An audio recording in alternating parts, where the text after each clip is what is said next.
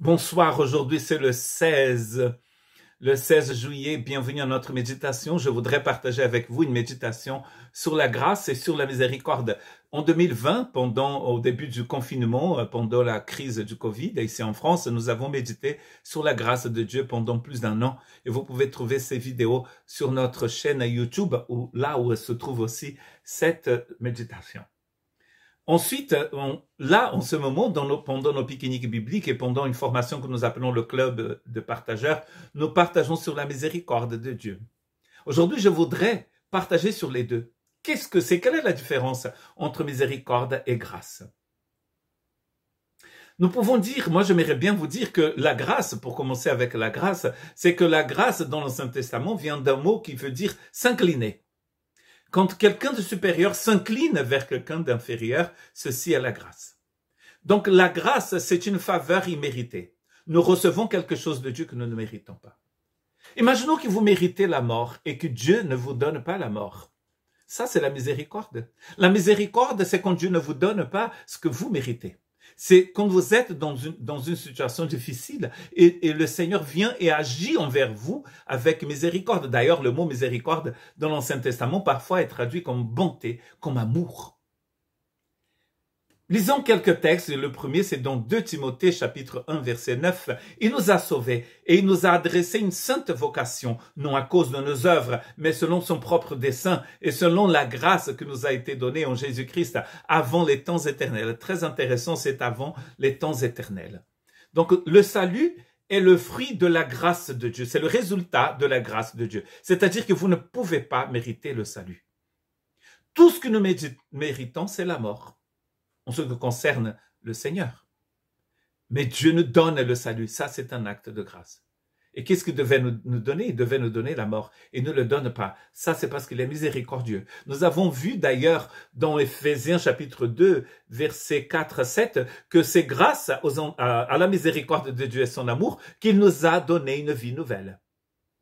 Avant, dans l'Éphésiens chapitre 2, 1 et 3, nous méritions la mort. D'ailleurs, nous étions morts. Nous méritions d'être éternellement séparés de Dieu. Dans sa miséricorde, il nous donne sa grâce. Très intéressant. Parce que Dieu est miséricordieux, il nous donne sa grâce. Et la grâce nous donne le salut. Jean chapitre 1 verset 17 dit « Car la loi a été donnée par Moïse. La grâce et la vérité sont venues par Jésus-Christ. » Donc une conclusion logique après avoir lu ce passage serait de penser que dans l'Ancien Testament, concerne la loi et le Nouveau Testament concerne la grâce. Dans une certaine mesure, ceci est une hypothèse exacte. L'Ancien Testament est axé sur la loi. Et absolument, le Nouveau Testament est rempli de grâce. Mais cela ne veut pas dire que Dieu n'est pas un Dieu de grâce dans l'Ancien Testament, ni un Dieu de miséricorde. Car sinon, David, Moïse, Joseph et compagnie, ils seraient tous morts, ils ne pourraient jamais accomplir le projet de Dieu alors qu'ils ont accompli le projet de Dieu, par sa miséricorde et par sa grâce. Est-ce que c'est la mort de Jésus qui modifie le caractère de Dieu pour que nous puissions passer d'un Dieu de loi à un Dieu de grâce? Mais là, cela serait une hérésie, parce que rien ne peut modifier le caractère de Dieu. Et regardez qu'en lisant 1 Timothée, le texte que nous avons lu, c'est écrit que selon la grâce qui nous a été donnée en Jésus-Christ avant les temps éternels. Donc la grâce nous est donnée avant les temps éternels. Sinon, rien en Dieu ne change. Et d'ailleurs, la venue du Christ et la mort du Christ, c'est la manifestation des entrailles de la miséricorde de Dieu. C'est Jean-Baptiste, le père de Jean-Baptiste qui nous dit cela dans Luc, j'allais dire dans Jean-Baptiste 1 verset 78, mais le livre de Jean-Baptiste n'existe pas. Dans le livre de Luc chapitre 1 verset 78, c'est écrit que c'est grâce aux entrailles de la miséricorde de Dieu que le soleil levant s'est levé sur nous pour nous éclairer, pour nous aider à marcher sur un chemin de justice. Je paraphrase. Donc vous voyez, le fait que le Christ soit venu et qu'il soit mort pour nous, c'est une manifestation des entrailles de la miséricorde de Dieu. C'est un acte de grâce.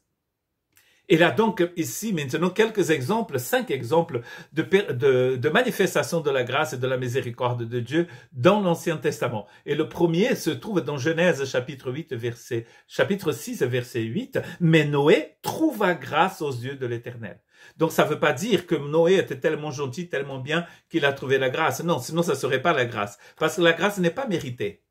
Si c'est mérité, c'est un salaire. Quel est le seul salaire qui se trouve dans la Bible? C'est la mort.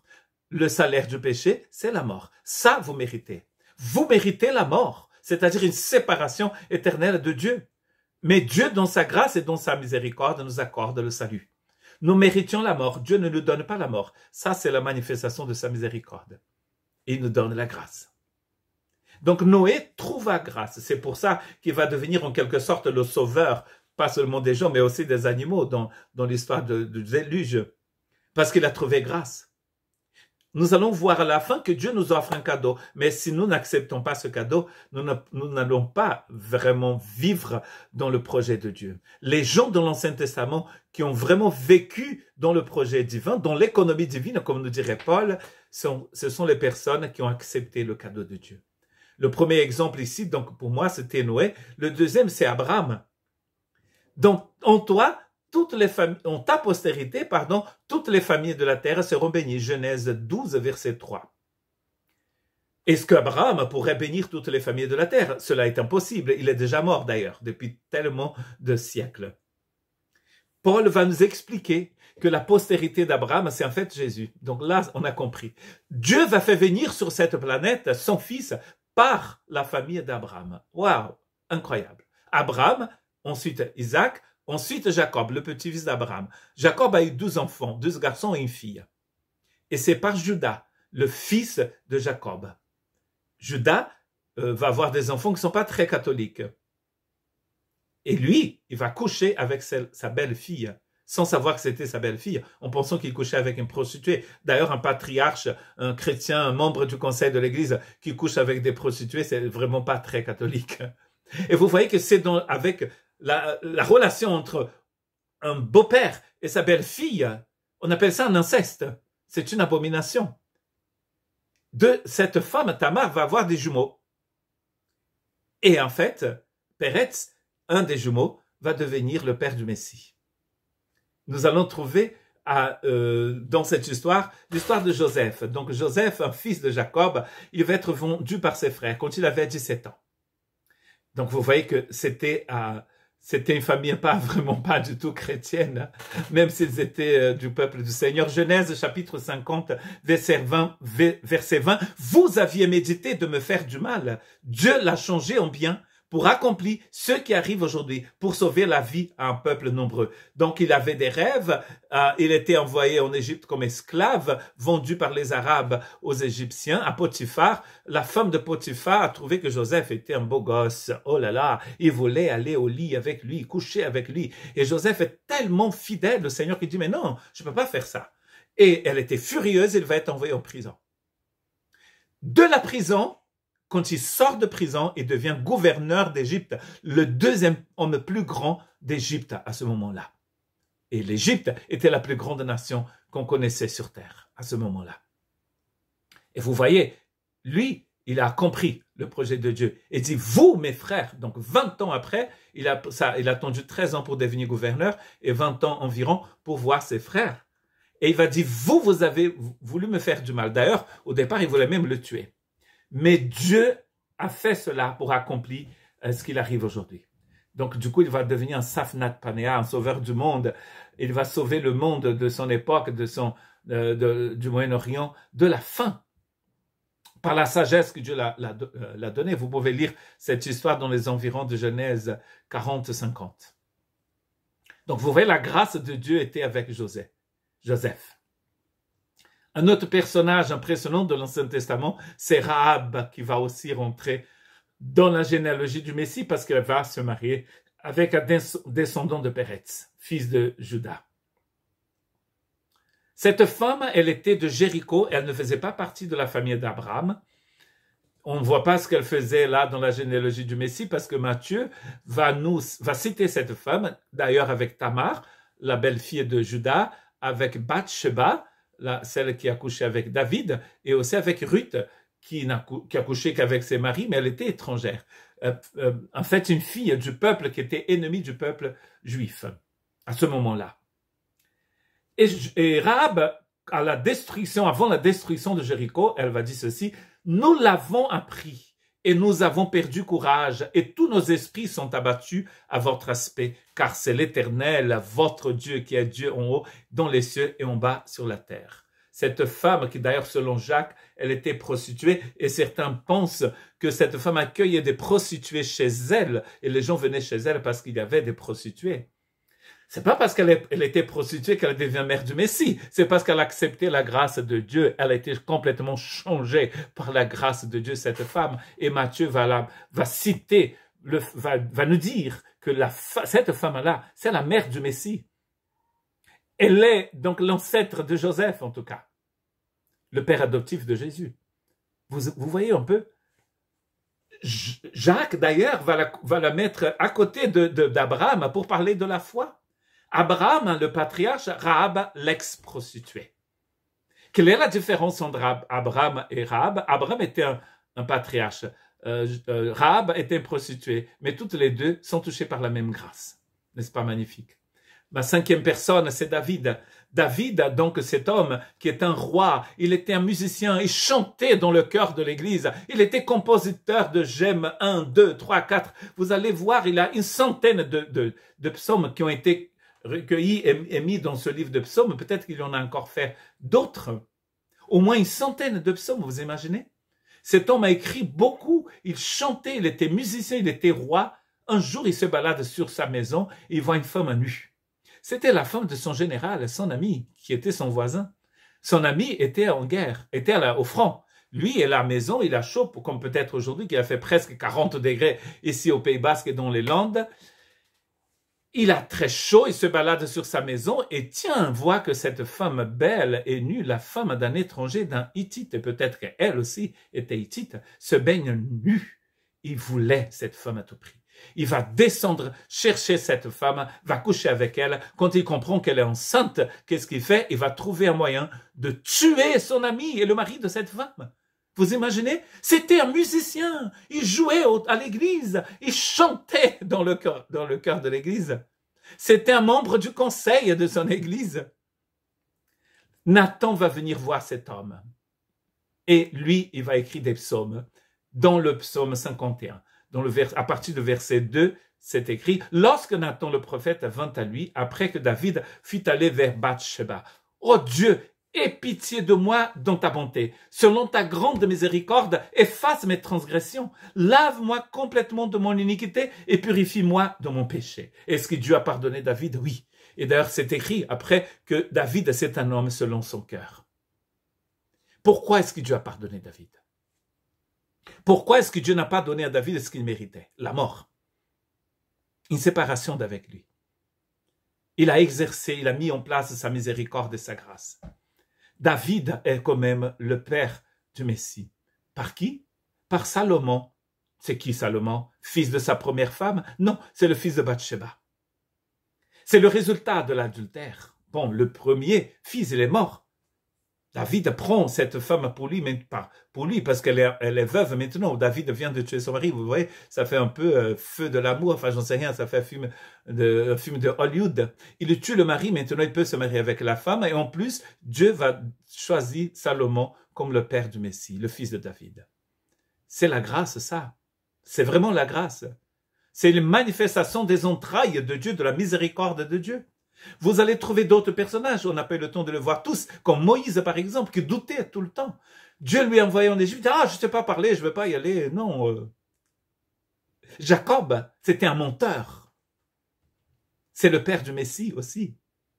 Bon, Moïse n'est pas le père du Messie, il était lévite. Le Messie vient de la tribu de Juda. Mais Jacob, c'est le père de tous ces gens.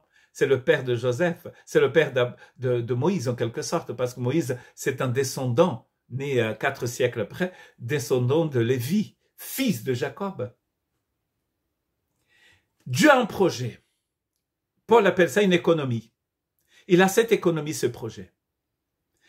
Et si Dieu cherchait que des gens parfaits comme vous et moi, dans l'Ancien Testament, il n'y en avait pas. C'est pas si vous avez déjà remarqué qu'il y a des gens qui pensent qu'ils sont parfaits. Parfois, on demande aux gens, pourquoi est-ce que vous ne venez plus à l'église? Parce que vous n'êtes pas, parce que vous faites... Donc on se prend pour qui? On se prend pour le serpent, en fait. Nous avons péché, dit David, j'ai péché. Vous voyez que c'est pas parce qu'ils sont parfaits que Dieu les utilise, c'est parce que lui est miséricordieux et rempli de grâce. Mais en fait, qu'est-ce que ces gens ont fait pour que l'œuvre de Dieu puisse vraiment fonctionner dans leur vie? C'est parce qu'ils ont accueilli la grâce et la miséricorde. Ils ont accepté cette grâce et cette miséricorde de Dieu. Ils l'ont vraiment accueilli dans leur vie, dans leur cœur, en dépit de leurs fautes et de leurs péchés. Donc d'abord, il y a 3 choses à faire, à mon avis, selon la Bible. Il faut reconnaître d'abord. Reconnaître la grandeur de Dieu, reconnaître sa grâce et sa miséricorde, mais aussi reconnaître qui nous sommes. Ensuite, qu'est-ce qu'il faut faire? Il faut accepter. Accepter la miséricorde, accepter la grâce du Seigneur, tout simplement. Et ensuite, nous devons grandir dans cette miséricorde et dans cette grâce. Paul nous dit, en priant pour les Colossiens, dans Colossiens chapitre 1, il dit qu'il priait pour eux, pour qu'ils puissent grandir, connaître la volonté de la volonté de la connaissance de Dieu. Pardon, grandir dans la connaissance de la volonté de Dieu. Donc, de comprendre comment Dieu fait, comment il est, qu'est-ce qu'il veut faire avec vous, quel est le projet éternel de Dieu pour vous. N'oublions pas le texte de Timothée où nous avons lu que Dieu nous a sauvés et c'est un projet éternel de Dieu. Est-ce que vous avez saisi cela? Donc, une fois que vous avez saisi et vous avez accepté, vous devez grandir dans cela. La connaissance de la volonté de Dieu va produire du fruit. Colossiens chapitre 1, versets 9 à 11. Et à la fin, nous allons toujours grandir dans la connaissance du Seigneur. Donc, laissez la miséricorde de Dieu nous envahir complètement. Complètement. Pour que nous puissions devenir des agents de la miséricorde de Dieu. Vous connaissez la parabole, je suis tout le temps en train de bouger les temps que je change de lunettes. Vous connaissez la parabole de l'homme qui avait une dette envers quelqu'un, une dette, selon la parabole, il ne l'aurait pu jamais payer. Il allait être vendu en esclavage avec toute sa famille. C'était la tradition à l'époque, la coutume à l'époque. Vous ne pouvez pas rembourser votre dette, vous devenez esclave. Vous, votre femme, vos enfants, tout le monde. Le maître de ce monsieur va pardonner sa dette.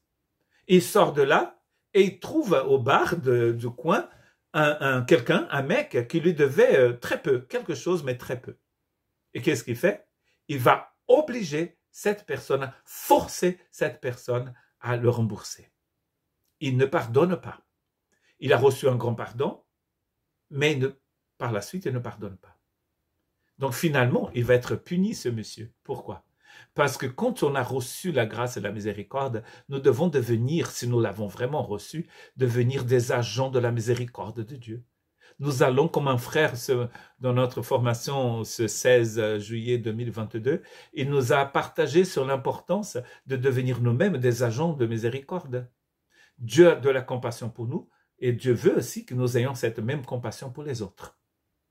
Que Dieu vous bénisse.